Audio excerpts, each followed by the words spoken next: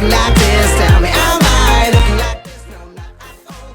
Hey, what's going on, you beautiful people? My name's Tie-Dye. I hope you guys had a pretty awesome day today. My day's been pretty awesome so far. So today, we're finally going to get around to doing the highly requested isometric office tutorial within Cinema 4D. Now, Photoshop is an optional aspect of this just to sort of make the posters look a bit more cool and sort of to render out some of the background stuff, but it's not needed. This is mostly all within Cinema 4D. So let's jump right into it. So it is pretty simple. As you guys can see within the picture, everything is really dumbed down to its most simple, basic form. There's not a lot to anything really in this picture. So I'm going to go over the basic necessities for this, and I really want you guys watching this to really branch it out and make it something of your own. Like I say with all my tutorials, I think it's the best to sort of give you guys the building blocks and the bare bones, and you guys go and make something cool and show me what you guys did, so we can all inspire each other a bit and do some cool stuff with that. So, like I said, let's jump into Cinema 4D, and one of the cool things that we learn is the perspective modes that we're doing here.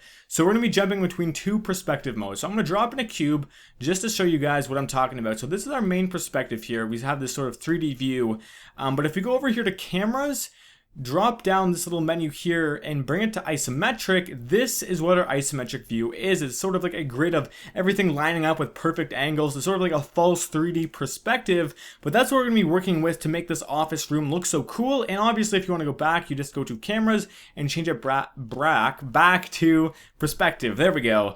And you can toggle through those that way. You can also put cameras in each mode and switch back and forth, which is very useful, but I think that's not really very needed for this kind of stuff. So I'm just going to delete this cube and we're going to jump right into it. So I am going to drop into plane. And I think with the other ones, I left the segments at about the same, but the first thing we're going to do is make this an editable object by hitting C with the selected. I'm going to delete the following tag, which is these two circles, by selecting it and pressing backspace. And what we're going to do from here is I'm going to click this little icon on the left side where it has one of the surfaces highlighted, and this is going to allow us to edit the surfaces of each individual little tile here. So what I'm going to do is click on this little mouse icon up here and pretty much just select a nice... Actually, before I do that, what I'm going to do is actually go into our isometric view once again by pressing cameras and going down to isometric. And now from this view, it's going to be easier to see what I'm doing, and I'm just going to highlight just this far edge here, just too deep, and get all that around there. And what we're going to do from here is holding control, we're going to click the green up arrow and drag this up. So essentially now we have our room. And it's that simple really, just to make the room itself. That's the easiest part though of the whole tutorial. And what I'm going to do is just add a quick simple texture, because the next thing we're going to do is add our floor texture, because as you guys can see we have a nice hardwood floor there. So for the walls, I think I'm just going to do a nice sort of a paley beige sort of color, nothing to it. I'm also just going to kill the specular so it's not very shiny, slap that on there, and that's all we really need for the color. Might adjust that later, but I think that's good for now. And for the floor, what we're going to do is just select all the points here on the floor, simply just by clicking everything like we did before, having the arrow icon selected, and making sure we're on our surface tool. Go over all of that, make sure everything is selected, and what I'm going to do is on my desktop, right on Jinx's side boob here, I have an oak wood texture, and I just found this on Google. Very, very simple, easy to find. So just download something like that off Google Images, and we're going to go in here, we're going to make a new texture. Under color, we're going to change texture, and we're going to load up an image. We're going to find the image itself, which is somewhere, here it is, oakwood floor. Open that up. No, I don't want to make a copy. And there we go. We're just going to slap that right on top of there. And as you can see, we have our oakwood floor. Obviously, you can mess around with it a bit because it isn't always the best. So maybe change it around a bit and see what looks best. Under the projection option. So I think spherical is never good unless it's on a sphere. We're just going to mess around with it for a bit. Cubic. Nope. Nope. Nope. Nope. Nope. I think for this one, we're going to go with Uvw Mapping. Even though it is a bit bigger than I'd like, it is just a good example, and I'd highly recommend finding a different picture with more of a grittier looking wood, because as you can see, this is all one image, and it really is a lot more spread out, while the one that I picked up is a lot smaller, and it really had to make do with compressing it into one size. And there is obviously other ways to do that, so maybe we can find another way to do that. Front, back.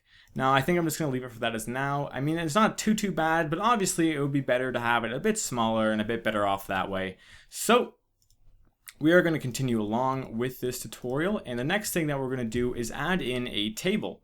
Now the reason that we're going to add in a table is because this is of course an office. It's going to make everything look more professional, and tables are really easy and fun to make. So I'm just going to drop in a cube, very simple, and the first thing I'm going to do is make it editable by hitting C, and of course deleting the font tag, which is located right beside it. And from here I'm just going to make sure the cube is selected, have the whole object selected here, go to the size reshaping tool, and pretty much just drop it down into the sort of size of a table that would fit into this room.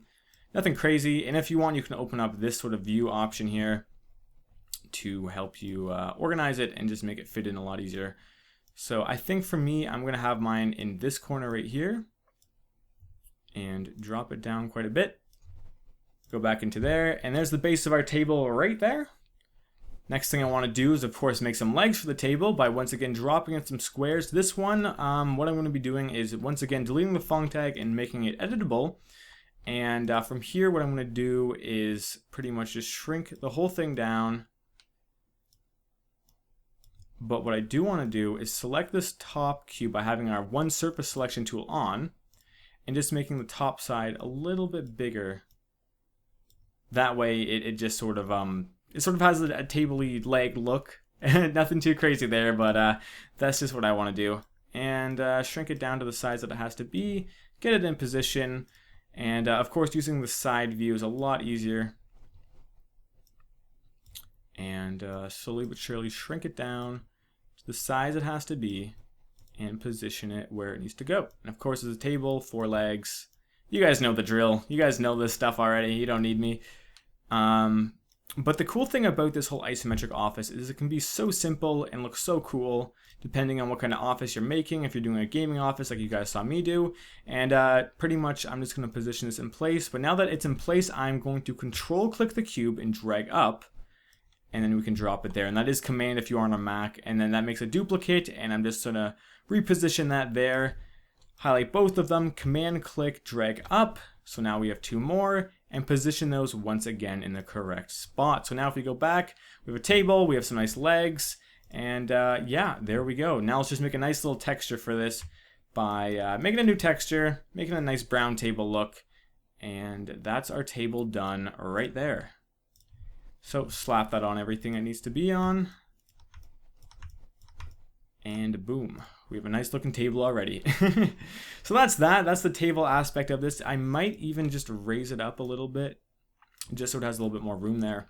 And if we go back into our picture, there is a lot more things that I have in here that I don't have in there. So for example, we're gonna make a computer that goes on top of the desk, just a laptop, similar to a previous one that I made. And if you guys do wanna watch these speed arts, the link to them will be in the description below. But the laptop is just gonna be a very, very, very simple thing to do as well. It's all to do with making things as simple as possible with your modeling. And for this, once again, I'm gonna delete the font tag on a cube and make it editable. And just really drop the size down. This is a very, very simplistic version of everything that we are doing here with this style. So that's why I like it so much. Anyone can really jump into it. And I just want to position this onto the table. And I guess we'll go from there. So let's see. All right, so now we have that on the table.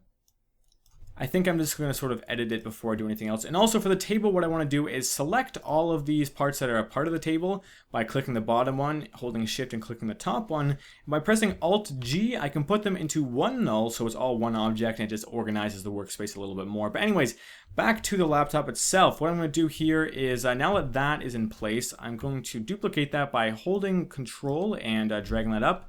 And what I'm going to do now is pretty much just rotate this so it's sort of in a laptop-y position by 90 degrees. Get this all lined up perfectly straight, because this is going to be the monitor aspect of our laptop.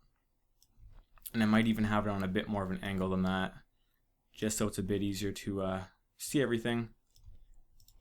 Move it into place, whatever works with your workspace. I think that looks pretty good.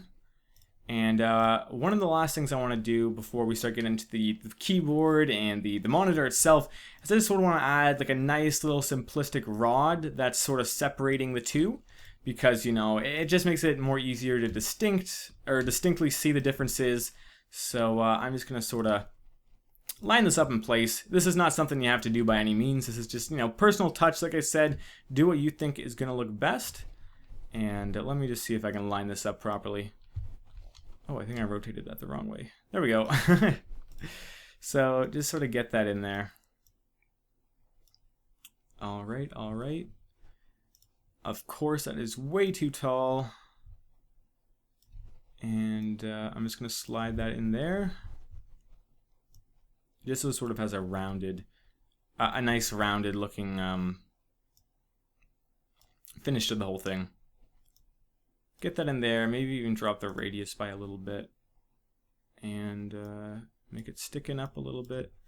And that way it just sort of has a nice little fold on it, so you can tell. I think it adds a nice little touch, but it's definitely not needed by any means. And before we go any further, I do want to add a nice texture to this laptop, whatever, you know, laptop color is. Mine personally is a dark gray, so I think I'm just going to go with that. And slap that on the little laptop texture.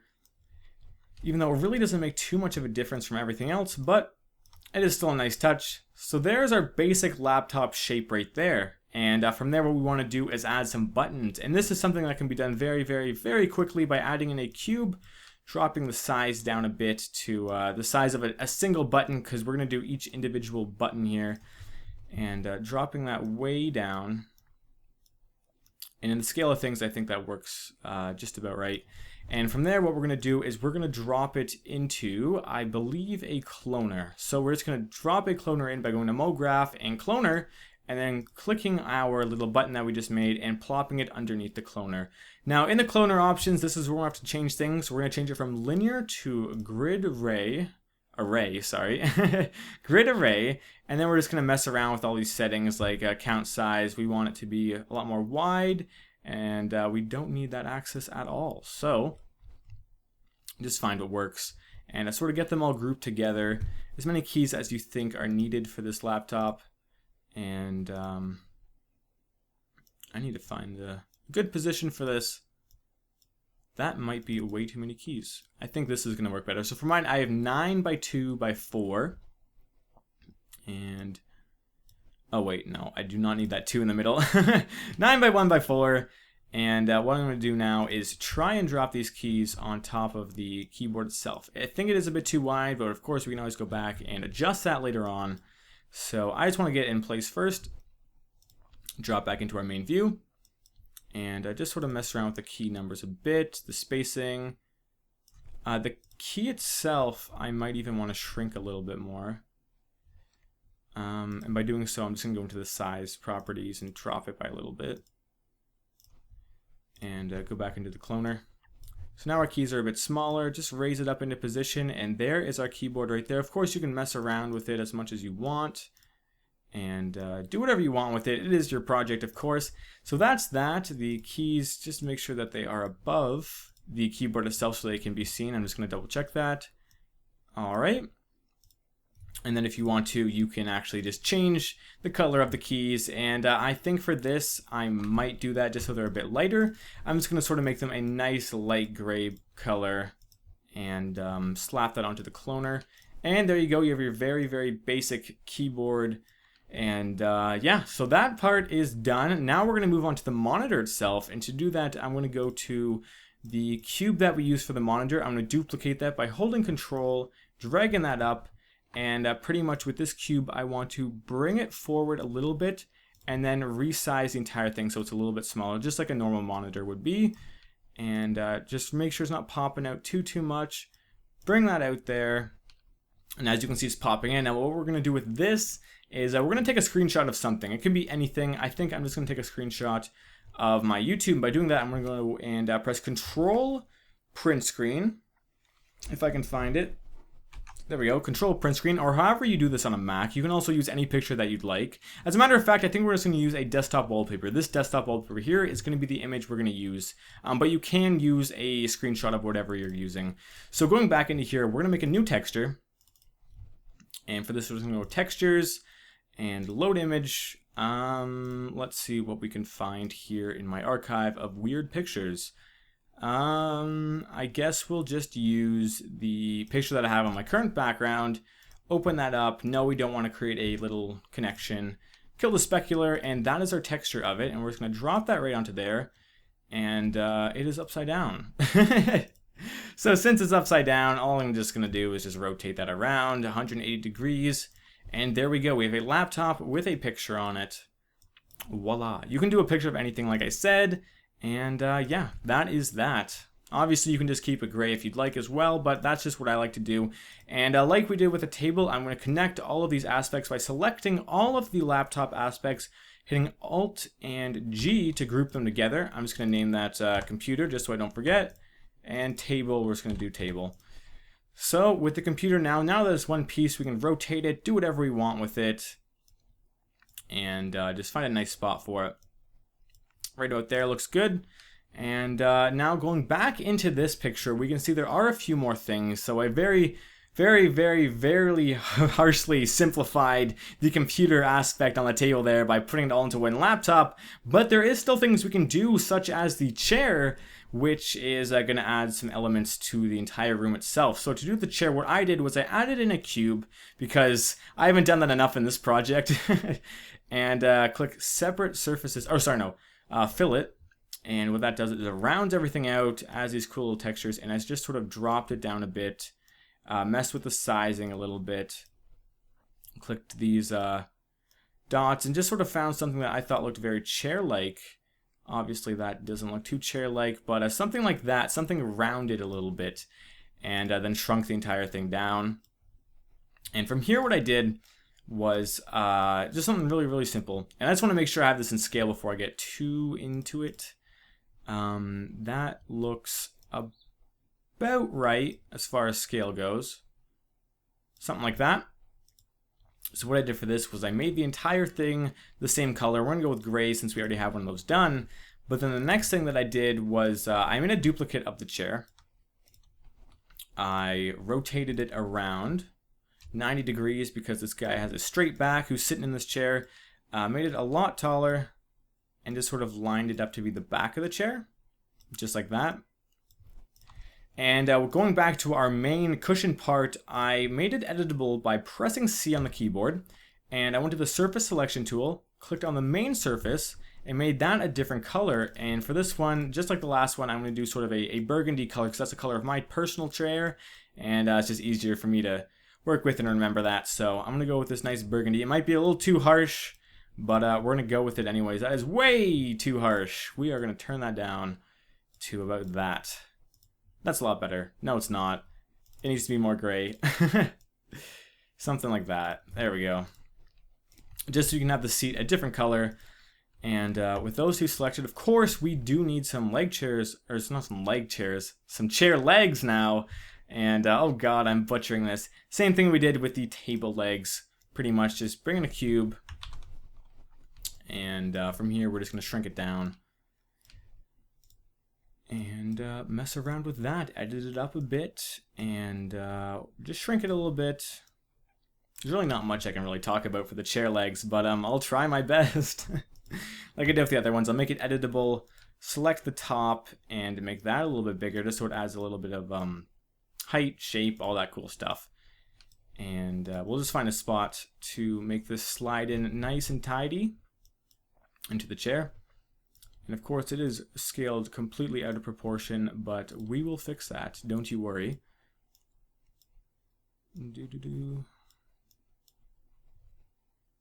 Almost there. I promise you it's a lot more fun when you're doing it on your own. But let's just get that in position. So that's one leg. Of course, holding control and dragging it up makes a second duplicate. Do that again with both of them. And we now have 4 legs on our chair. Now the thing is I might want to bring this entire thing up because it is like the shortest legs on a chair ever. So we're gonna go with that. And like I said, now that it's all done, what we can do after I put these textures on the chair legs to match the texture of the chair is we can select the entire thing, pressing Alt-G, group it together into a chair. And from there, this is totally out of proportion. What am I doing with myself? Where is it? This one. This is what I need to shrink down. It's too big. No one has a back that big. And anyways, now that that's in proportion, I'm just going to sort of rotate this chair so it's a little bit more in position. And doing that reveals that I did not line this up too well. So let's just drop that down a little bit. And we're good. So now that that's in place, just position it wherever you want. Obviously, I think facing the laptop is the best way to do it. Or you can have it like some guy just left, something messy, whatever floats your boat. But that's pretty much our main desk done there. Now the next thing I sort of want to do is cover the poster aspect, because a lot of you guys really liked how I had all these gaming related posters here. And they are pretty simple to do. This is the Photoshop aspect. I'm going to jump into Photoshop and I make a new file. And for this, I am going to make the width, let's see, 720 and the height 1280, just so it's sort of like a monitor screen put on its side. I'm going to press OK, and as you can see, it is a pretty narrow looking thing here. So I'm just going to drop in my sprite, which of course this time is Mew, in celebration of me catching my first Mew today in Pokemon in class. So yeah, we're going to use Mew. And we're pretty much just going to scale that up, position it however you want. And the cool thing is you can just keep reusing these over and over and over again, putting posters all over the place. In the background, I'm just going to change the color to something like a dull, I don't know, blue? Yeah, let's go with that. So maybe not that dull. That is fairly dull. Something like that. We'll go with that. Very, very simple picture of Mew. And we're just going to, of course, go to File, Save for Web, and just export that to our desktop, naming it whatever we want. And then, of course, we're going to go back into here, add in a plane this time. And with this plane, what we want to do is position it on the wall and roughly recreate the same size as we did in Photoshop. So just go to the size tool, and pretty much that looks about right as far as the size goes. And of course, scaling the whole thing down will help a bit because I feel like that's too big. And I guess we'll put it on this right wall because it is a little barren. It needs some love. And of course, just make sure it is poking out. It's kind of hard since a plane is so thin to get it right. But it is something that you can just go into the side tool and make sure it's on the right side. Anyways, back to the point of adding this poster. Make a new texture. Same thing as we did before. Color, change it from texture, or change it to texture, and load an image. Wherever you found it, or wherever you saved it, just go back to there. I'm going to open this up. No, I do not want to save a little thingy thing. And we'll just put that on there. Of course, it's upside down because it likes to mess with us. And we'll just rotate that 180 degrees. And now we have our poster of Mew on the wall. So like I said, you can put that wherever you want. You can make as many as you want. The coolest, the most interesting thing is you can make these so easily just by duplicating it, dragging it over, and changing the texture. In this case, I guess we'll just have 2 Mew posters on this wall just to sort of fill things up a little bit. Since it is just for tutorial and we're not really getting too in depth with exactly what we want to do here. And I guess the last thing I'm going to show you here is just how simple it is to take an idea and turn it into something on screen. So if you look here, one of the cool things is this little shelf right here. And when it comes down to it, it is super simple. It's a hollowed out rectangle with one board in the middle, and then what appears to be games, but they're simply just rectangles and they're colored differently. And same with the Pokeballs, they're just spheres with more cylinders on them and they're colored differently. So everything is super simple to do, but I guess we'll make a shelf just to show you guys how easy that is. And we'll put something on the shelf, I guess something small and minuscule that I did in my older one, which would be some books. And to do that, I am just going to simply grab, once again, a cube because I love cubes and they're easy to work with. And yeah, they're awesome. Companion cube for life. And we're just going to slap that there on the wall. Make it a little bit thinner because no one wants that big of a shelf hanging above their expensive laptop, of course. And of course, I guess we'll change the color to like white because this guy has absolutely no fashion idea or sense whatsoever. And for this, what I want to do is add something really simple. And I guess what we would do is add a pyramid in, and this is just sort of a cheat. This isn't probably the best way to do it, but I'm just going to make this pyramid extremely thin. The easiest way for me to do it is by doing this anyways. Make it very thin, make it the same color as the plank, and essentially just reposition it to be a support for the wall, or for the thingy above the wall. And to do that, it's very, very simple. All you have to do is just rotate it around, and just make sure it's in position. What on earth am I doing? Just so it's like flat against the wall and flat against the top. Something like that. Scale it way down. I don't even need the extra viewpoints actually. And just sort of get it in there like that.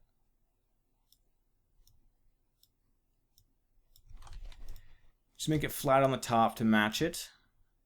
And I guess I could really use the side view at this point. Let's see. Make it flat at the top to match it. Going up. And I guess the positioning is a little bit more difficult than I thought. As long as it's relatively good looking, I guess it'll make sense. You can hide a lot of it since it's so simple. And it's super easy to airbrush out in Photoshop as well. So something like that is pretty much the support for the thing, the shelf, and I'm just going to duplicate it and drag the other one over, and that didn't work at all. There we go. See, like making a shelf like that takes no time at all. It is a very, very simple process, and you can do whatever you want with it. You can move it back, you can move it forward. That probably looks a hell of a lot better because the posts on the side don't look nearly as bad, and I guess I can drag this out a little bit more now. And you can put whatever you want on the shelf. I mean, in mine, like I said, I had books, and I guess we can do books, because that is fairly simple to do. And the way that I do books is the same way I sort of do the chair. So I drop in a cube, change it to fillet, and I just sort of edit the size a little bit as far as all of this stuff goes. Change it to something about yay big. Shrink it down quite a bit. And that is a big book. We're going to mess around with that a little bit more. So maybe change the size a little bit more, something like that. Shrink it down yet again. Of course, it's a book, so it needs to be tall, full of knowledge. And we're just going to set that down on the top of the table. And what I want to do for this is make it a solid color. So we're going to change it to, I guess we haven't really used, yeah, we have. It's the wall color. I guess we haven't used green. So we're going to use green, slap that on there, and now we're going to make it editable by pressing C. And what I want to do at least is have the surface selection tool on, select all of this, and just sort of bring it in a little bit. So that way we can change this color to white. It looks like a book. Very, very simple. Like something like that is so easy to do, so simple. And I guess that's sort of how our books are going to look. I did that in a previous speed art using this kind of style. And of course you can just duplicate it, slide it over. Not like that though, because that looks really bad. Deselect it, then slide it over. Making sure you select the entire thing with this little icon over here. Slide it over, make a new material. For example, this one will now be blue. And of course swap out the green with the blue. And once again, do it over. Make a new material. Why not make this one red? Red's a cool color. People like it. Slap that on there. And now you have a little bookshelf with books on it. And you can put whatever you want on there. Pokeballs like I did in the previous one. Games, whatever you'd like. And it is just whatever you think in your mind. Dumbing it down to its simplest properties and putting it there, because the posters are so simple, the table, the chair, everything is super, super simple, and really, there's not too much else. Like this light switch was 3 cubes, I believe, and 1 texture, and I just put that on there. and little things like that. The only real complication was when I added these cables in, and to be honest, that was the first time I've ever done something like that. So I would highly recommend, looking up a tutorial on something like that, because I'm definitely not the best guy for that.